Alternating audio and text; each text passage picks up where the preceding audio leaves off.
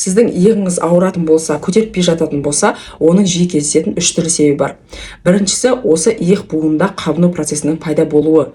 Иық буыны бізде 3 түрлі сүйектен құралады, яғни бұғана сүйегі, жауырын және иық сүйегі. Осы 3 сүйектің біріккен жерінде қабыну процестері болатын болса, және де айналасындағы связкалардың зақымдануы болатын болса, яғни байламда резкий бір движение жасап қалсаңыз, ауыр зат көтеріп қалсаңыз, сізде осы связкаларыңыз зақымданып растяжение болуы мүмкін. Ол кезде де сіздің иық буыныңыз ауыруы мүмкін. Бұл бірінші себеп, буынның қабыну процесі.